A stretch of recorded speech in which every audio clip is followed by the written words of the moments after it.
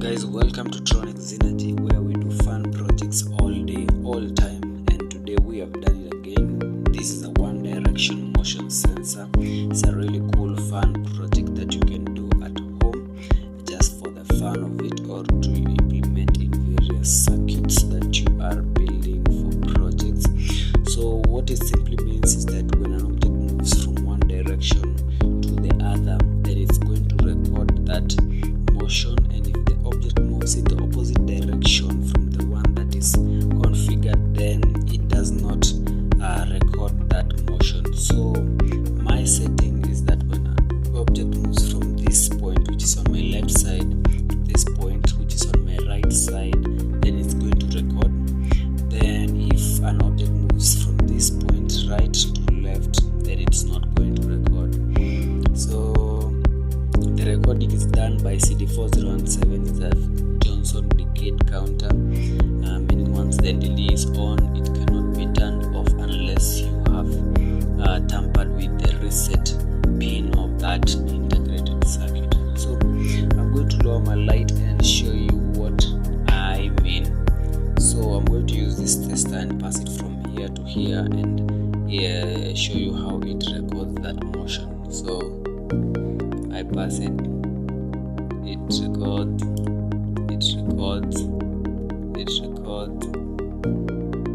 moves.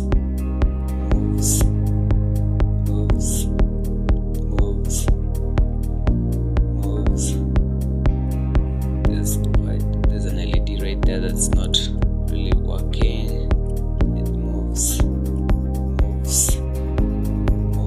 Then if I do it in the opposite direction, it won't do, because my configuration is from this point, which is point A to point B. So if I do like this, it's going to move, and if I do it in the opposite direction, it won't move. So that's pretty much the circuit today.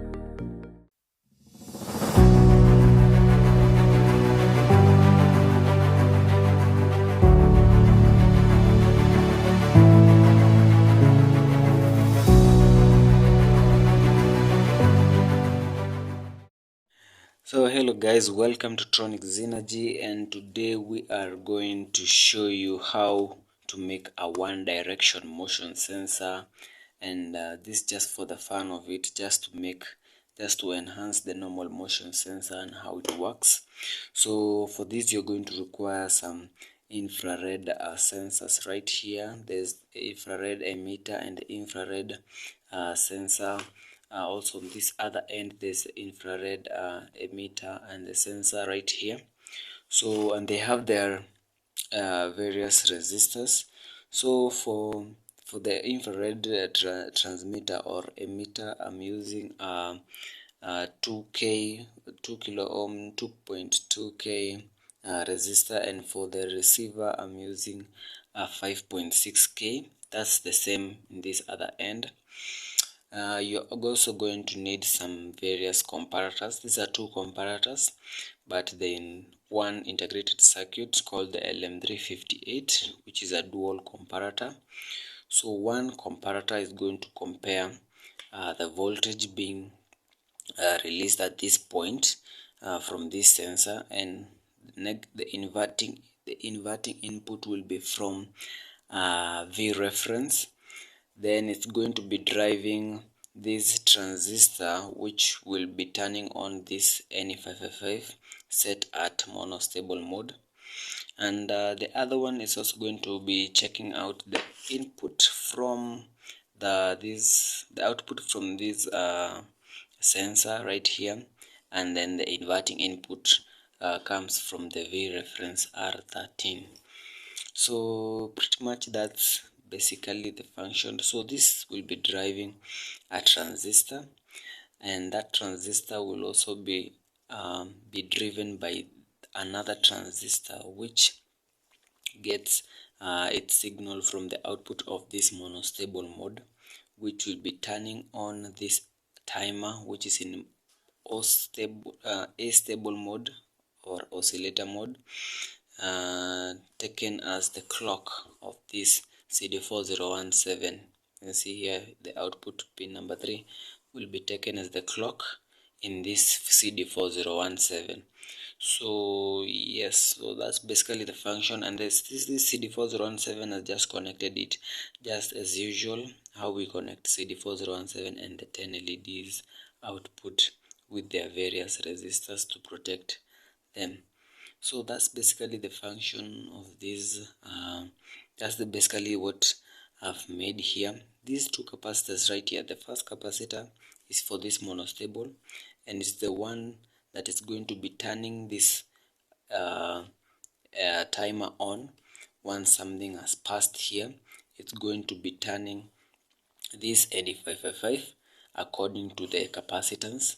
Then once it's turned on, then this will be on, and this will be off.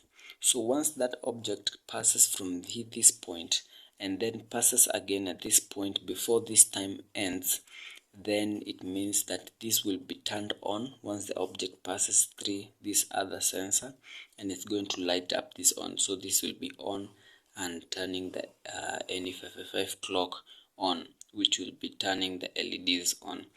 So if an object passes here and fails to pass at the other one, then it means that it won't record that motion, because it needs this to be on and this to be on as well for that specified period of time, which is being controlled by this capacitor. So once this turns this transistor on, and this other sensor turns the other transistor on, then this will be relying on the capacitance of this capacitor to drive this CD4017 according to the speed at which you have kept here. So this capacitor checks the speed at which you are driving the CD4017.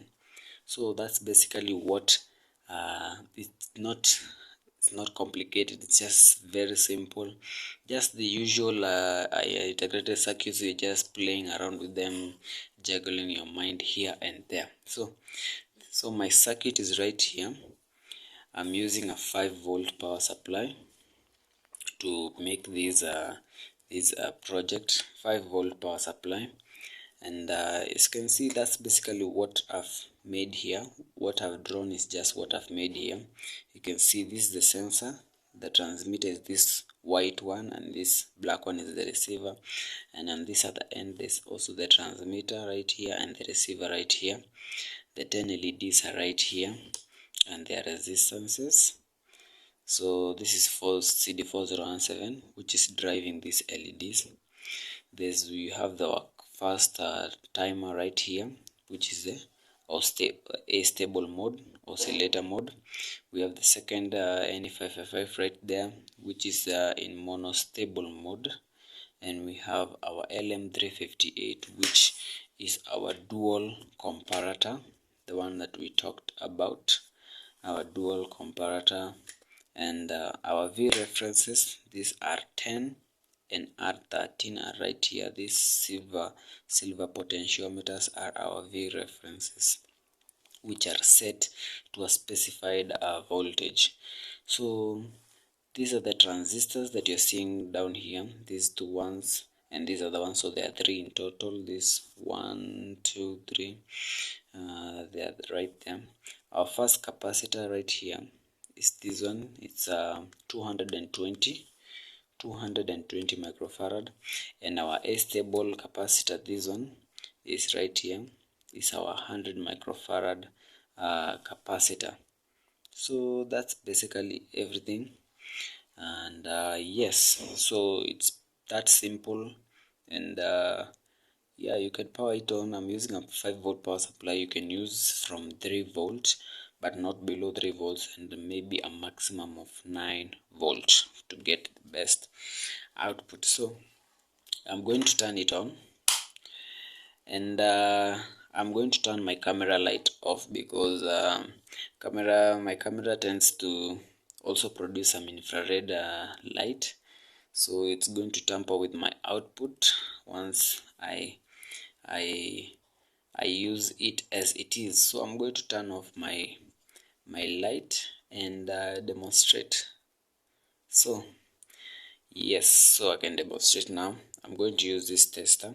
and I'm going to pass it from this point to this point, and the LED should be lighting going this direction. So let's see. Yeah, it's moving to the yellow one. Pass it closer. Yes, it's moving. It's in the white one, in the blue one, in the blue one again, in the yellow one.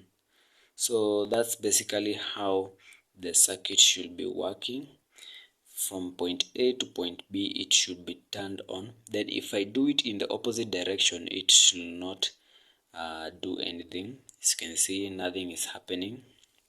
So only if something moves from this point to this point is when these LEDs are going to be moving. So it's moving, it's moving, it's moving,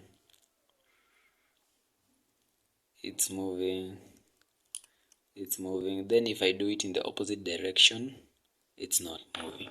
So that's basically what the one direction motion sensor is all about. And yes, so have fun at home making this integrated circuit. Is a very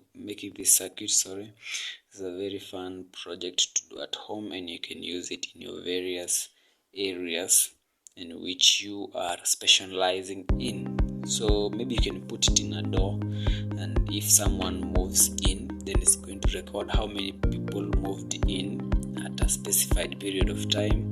Then when you come later, you can take that record, or you can put it in the opposite direction, and it can record how many people moved out of the house in a specified period of time. So this is a very cool circuit you can use at home in various projects that you work in. So thank you very much guys for watching. Please subscribe to Tronic Zenergy, where we do fun projects all day, all time. Goodbye.